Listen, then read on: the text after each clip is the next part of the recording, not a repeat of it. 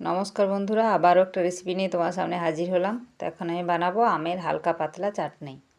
তো প্রথমে আমি আমের খোসাগুলো ছাড়িয়ে নিচ্ছি। তো এগুলো ছিল আমাদের গাছের আম, দেখতেই পাচ্ছ একদম টাটকা আম। আর এই গরমে আম মাখা বলো, আমের চাটনি বলো, আমের আচার বলো, মানে এখন চলতেই থাকবে যতদিন আম থাকবে আর কি। তো আমের খোসা ছাড়ানো আমার হয়ে গেছে, এবার আমি আমটা কেটে নেব। তো এই যে মাঝের এই বীজটা ফেলে আমটা কেটে নিচ্ছি ছোট ছোট সাইজ করে আর কি। তো দেখতে পাচ্ছ আমটা একদম কচি আম। এই কচি আমের কিন্তু হালকা পাতলা চাটনি খেতে কিন্তু খুব ভালো লাগে এই রোদে। তো আমটা কাটার সাথে সাথে আমি কিন্তু জলে দিয়ে দিচ্ছি, না হয় কালো হয়ে যাবে। তো আমি বাকি আমগুলো কেটে নিচ্ছি। তো আমের সাইজটা দেখো অনেকটাই বড় হয়েছে।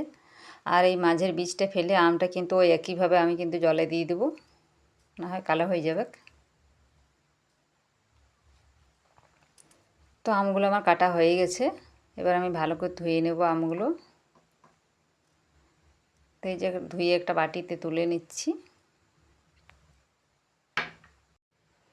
তো আমগুলো আমি ভালো করে ধুয়ে বাটিটা তুলে নিয়েছি। তো এখানে আমি দুটো আম নিয়েছিলাম, আমার ঠিক যতটা পরিমাণে আম লাগবে আমি ঠিক ততটাই নিয়েছি। তো এদিকে আমি কড়াই চাপিয়ে দিয়েছি, চাটনিটা বানিয়ে নেব। আর দিয়ে দিলাম অল্প একটু সরষের তেল, দিয়ে দিলাম কালো সরিষা ফোড়নের জন্য, একটা শুকনো লঙ্কা।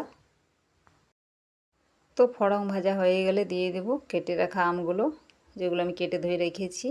তো আমগুলো দিয়ে দিলাম। আমগুলো দিয়ে আমি কিছুক্ষণ নাড়তে থাকবো।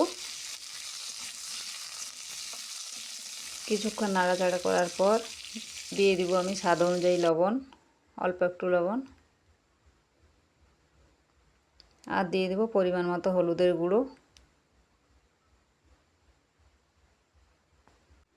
তো আবারও আমি নাড়তে থাকবো লবণ হলুদ দেওয়ার পরে।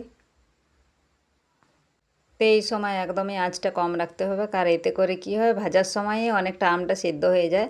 আর আমাদের গাছের আমগুলো কিন্তু খুবই ভালো, মানে খুব তাড়াতাড়ি সেদ্ধ হয়, কোনো কোনো গাছের একটু দেরি হয় আর কি।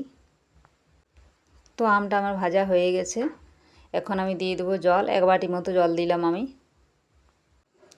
তো যেহেতু আমের আমরা হালকা পাতলা ঝোলই করব, তার জন্য আমি জলটা একটু বেশি দিলাম, তোমরা তোমাদের পছন্দ মতো দিও। এরপর দিয়ে দিলাম অল্প একটু ঝাল বুঝে লঙ্কার গুঁড়ো, তোমরা যে যেমন ঝালটা খেতে চাও সেইভাবে দিবে আর কি। তো বন্ধুরা, ভিডিওটা আমার কদিন থেকেই তোলা আছে, তো এডিট করা হয়নি, ওই জন্যই ভিডিওটা পোস্ট করা হয়নি। তো আজকে সময় পেলাম, তো আজকেই তোমাদের সাথে শেয়ার করছি। তো এই পর্যায়ে আমি দিয়ে দিলাম চিনি। তো চিনিটা অবশ্যই দিবে, কারণ এই হালকা পাতলা চাটনি কি বলো তো, চিনি দিলে ভালো হয়। এখন গুড় দিলে খুব একটা ভালো হয় না, তো তোমরা চাইলে গুঁড়ও দিতে পারো। তো আমি চিনি দিয়ে চাটনিটা বানালাম, আর তোমরা চাইলে তোমাদের পছন্দ মতো করো। তো যেহেতু আমি আমের হালকা পাতলা চাটনিটা করছি, তাই একটু চিনিটা দিলাম। আর মিষ্টিটা তোমরা যে যেমন খেতে চাও সেই বুঝে দিবে। তো আমরা একটু মিষ্টিটা বেশি খাই, তো ওই জন্য একটু চিনিটা বেশিই দিলাম আর কি। তো দেখো এই পর্যায়ে আমি ঠিক নামিয়ে নেব। তো আমার আমের হালকা পাতলা চাটনি রেডি। তো আমি এই যে বাটিটাতে নামিয়ে নিচ্ছি। আর আমটা তো আমাদের আগেই সেদ্ধ হয়ে গেছে বললাম, তো যে আমাদের গাছের আমগুলো খুবই ভালো, খুব তাড়াতাড়ি গলে যায় আর কি। তো বন্ধুরা, আমাদের আমের চাটনি রেডি। তো সকলে ভালো থেকো, সুস্থ থেকো, ফিরে আসছে আবারও একটা অন্য কোনো রেসিপি নিয়ে। গুড বাই বন্ধুরা।